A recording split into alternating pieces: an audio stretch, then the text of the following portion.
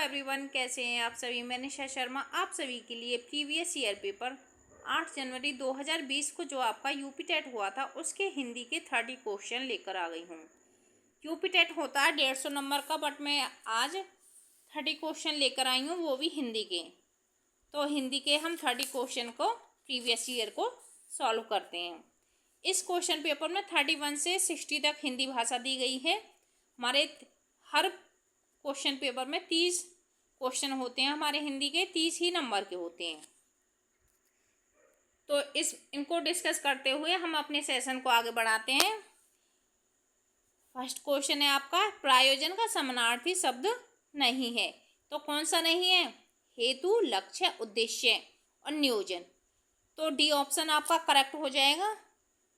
D option correct हो जाएगा क्योंकि प्रायोजन का विलोम शब्द होता है नियोजन और हेतु, लक्ष्य, उद्देश्य समानार्थी शब्द होता है।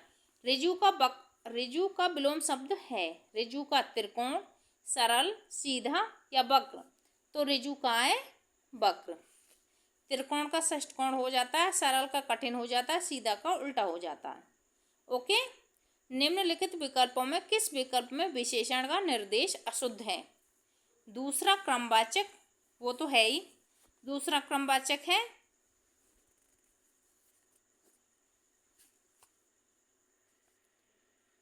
दूसरा क्रमवाचक 2.5 अपूर्णवाचक बोधक, 26 पूर्णक बोधक, वह नौकर कोई विशेषण नहीं है। तो इसमें क्या हो जाएगा? अशुद्ध कौन सा है? डी, वह नौकर कोई विशेषण नहीं है। क्यों नहीं है, क्यों हो जाएगा?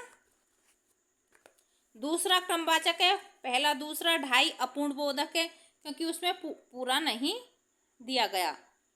ठीक है।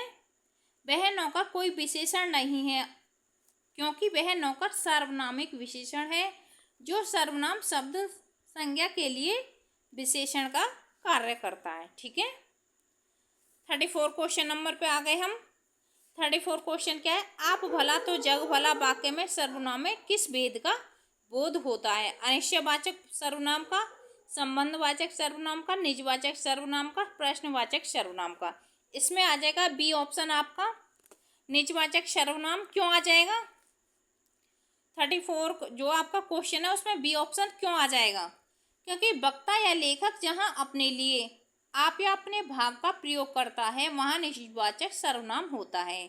जैसे जग भला तो, आप भला तो जग भला, यहाँ आप शब्द का प्रयोग स्वयं अर्थात अपने लिए किया गया है, अतः इस वाक्य में निजवाचक सर्वनाम हो जाएगा। 35 क्वेश्चन है हमारा, निम्नलिखित में से कौन सा शब्द पुल्लिंग है? कढ़ी, चील, संतान, सरसों। तो पुल्लिंग क्या है? संतान। सरसों, कढ़ी, चील हमारे हो जाएंगे स्त्रीलिंग। 36 क्वेश्चन, प्रकाशन वर्ष की दृष्टि से डॉक्टर हरिवंश राय बच्चन की रचनाओं का सही अनुक्रम लगाइए। किसकी दृष्टि से? प्रकाशन की दृष्टि से। तो आपने देखा होगा प्रकाशन की दृष्टि से क्या क्या इनकी सनवाइज लगानी है। मधुशाला प्रकाशन वर्ष की दृष्टि से डॉक्टर हरिवंश राय बच्चन की रचनाओं का सही अनुक्रम इस प्रकार है। मधुशाला आपकी 1935 में आई थी, मधुबाला आपकी 1936 में आई थी, मधुकलश आपकी 1937 में आई थी और निशा निमंत्रण आपकी 1938 में आई थी। तो ऑप्शन हो जाएगा आपका 36 का 1 ए ऑप्शन आपका करेक्ट हो जाएगा क्योंकि आपकी मधुशाला 1935 में आई थी, मधुबाला 1936 में आई थी, मधुकलश 1937 में और निशा निमंत्रण 1938 में। ठीक है। 37 क्वेश्चन, इसमें क्या करना? सुमेलित कीजिए। हिंदी साहित्य सम्मेलन, काशी नागरी प्रचारणी सभा, राष्ट्रभाषा प्रचार समिति, वर्धा।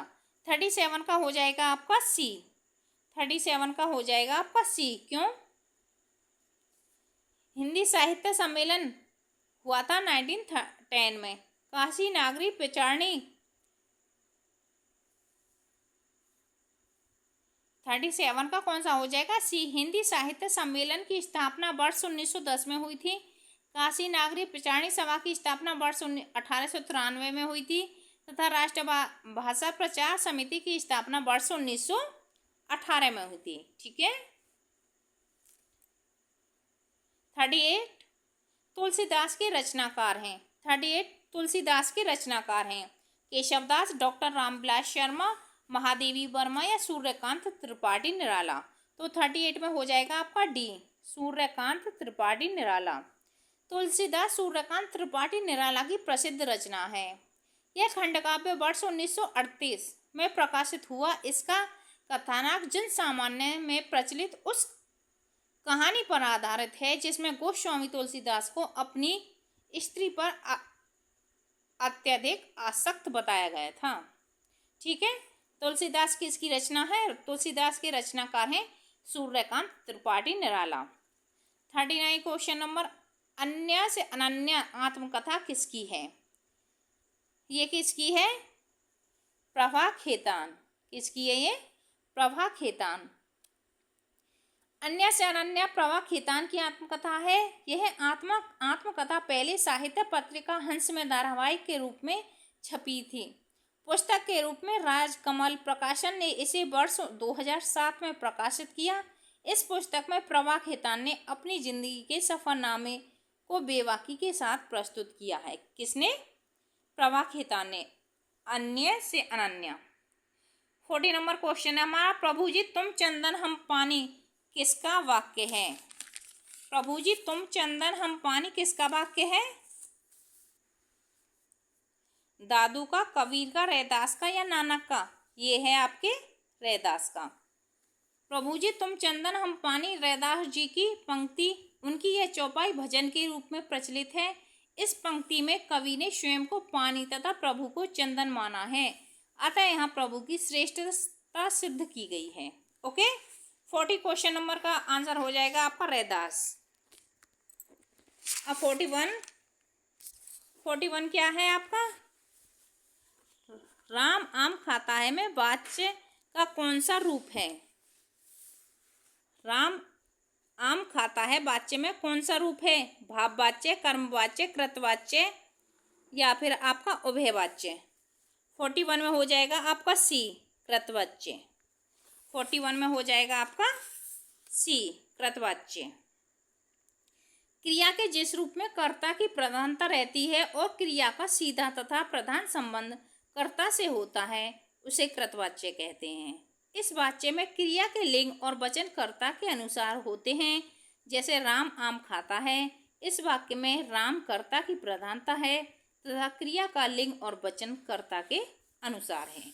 तो इसमें हमारा क्या हो जाएगा? 41 में कृतवाच्य। 42 है हम, रहीमन पानी राखिए बिन पानी सब सून, पानी गए न उबरे मोती मानुष चून। उपरोक्त दोहे में कौन सा अलंकार है? बताइए। उपरोक्त दोहे में 42 पे आ गए हैं हम।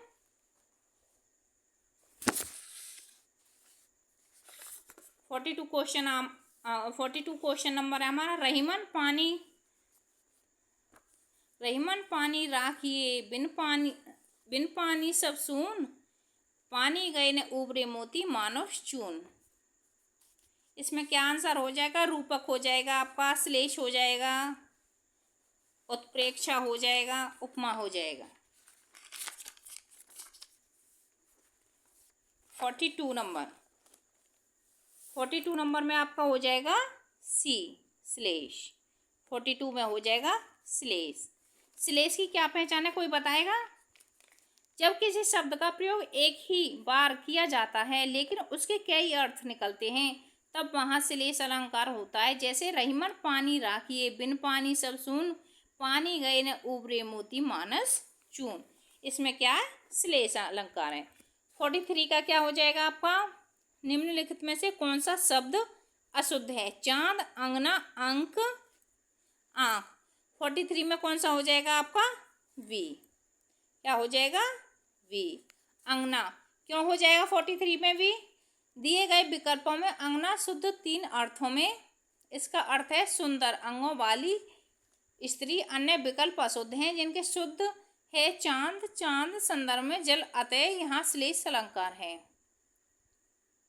43 इसमें अलंकार थोड़ा ही ना पूछा, इसमें तो ये पूछा है कि कौन सा शब्द शुद्ध है, तो अंगना हो जाएगा। ठीक है।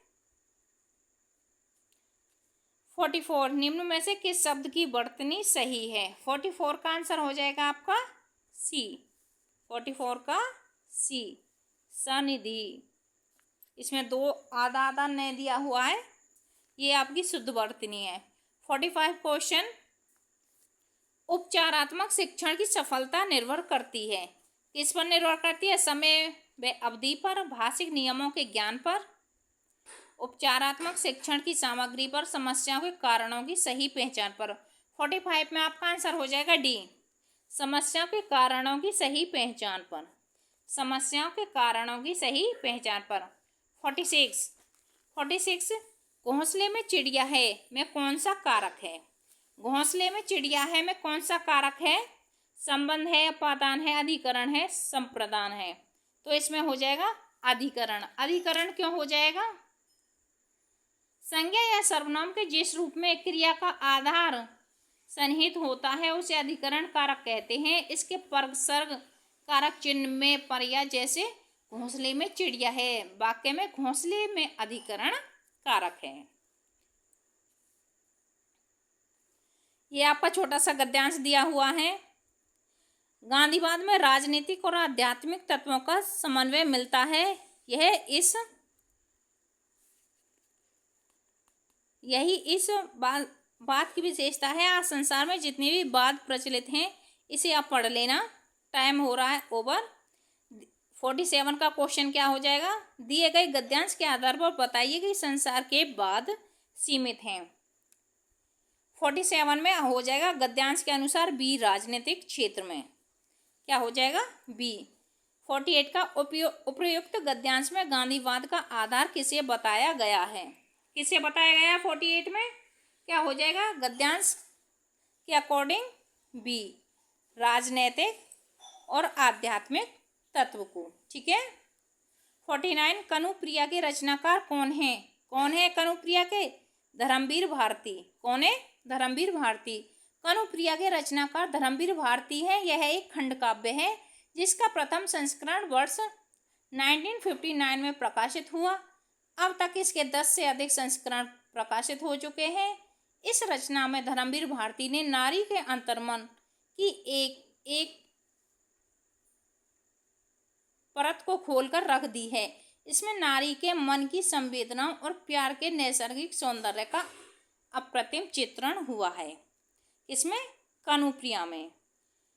50 क्वेश्चन, प्लुत स्वर कौन सा है?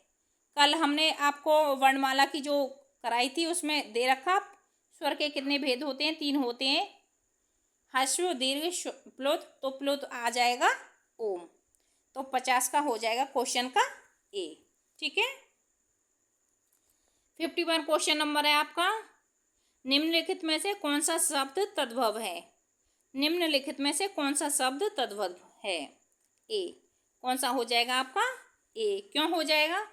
वे शब्द जो संस्कृत से स्वरों से अधिक समय लगता है, ये तो प्लुत स्वर का हो गया।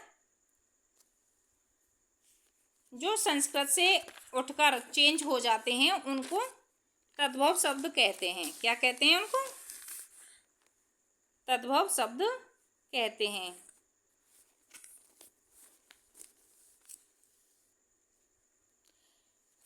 निम्नलिखित में से कौन सा शब्द देशज है? देशज कौन से होते हैं?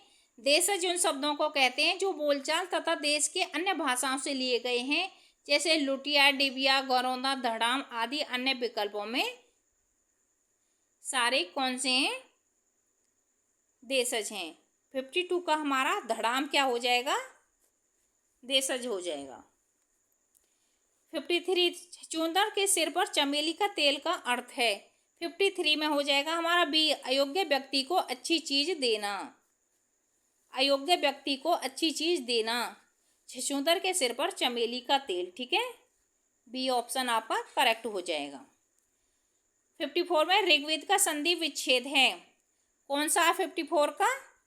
ए हो जाएगा ऋग प्लस वेद। आप बीती शब्द में समास है। 55 में हो जाएगा तत्पुरुष समास। आप पर बीती, जिसमें कारक सन आ जाता है उसमें। जिस समास में पूर्व पद गौण तथा उत्तर पद प्रधान होता है वह तत्पुरुष समास कहलाता है। इसमें दोनों पदों के बीच परसर्ग का लोप रहता है। जैसे आप बीती, इसका समास विग्रह होगा आप पर बीती। यहाँ पूर्व पद आप गौण तथा उत्तर पद बीती प्रधान है, तो यहाँ हो जाएगा तत्पुरुष समास। ये आपका पद्यांश दिया हुआ है, ठीक है, और इसके क्वेश्चन दिए हुए हैं 4। तो 56 क्वेश्चन है, इस पद्यांश में कौन सा रस है? इस पद्यांश में कौन सा रस है? तो इसमें है वात्सल्य रस, इसको पढ़ लेना, इसमें वात्सल्य रस। उपरोक्त पद किस कवि का है? 57 किसका है? तुलसीदास का। किसका है? तुलसीदास का। 58 क्वेश्चन है, उच्चारण स्थान की दृष्टि से कौन सा विकल्प शुद्ध है? कौन सा शुद्ध है? सदंत्य, श मूर्धन्य, श तालव्य या च कंठ है?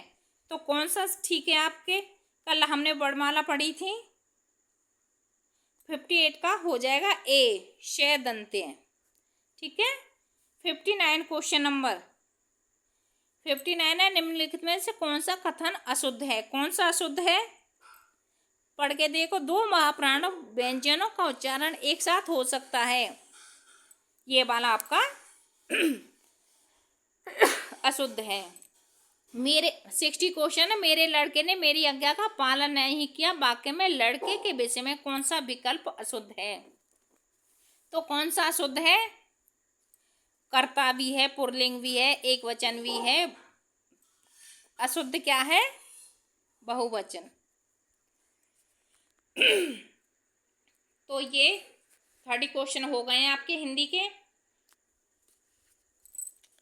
ये आपका जो एग्जाम हुआ था 2020 को हुआ था, 18 जनवरी 2020 को। इसके ये 30 क्वेश्चन है। आपको ये सेशन कैसा लगा कमेंट बॉक्स में रिप्लाई करना। और यदि आपकी नज़र में ऐसा कोई बच्चा है जो यूपी टेट की तैयारी करना चाहता है तो उसे इस चैनल के बारे में ज़रूर बताना। Thanks for watching this video, like share and subscribe. Thank you everyone.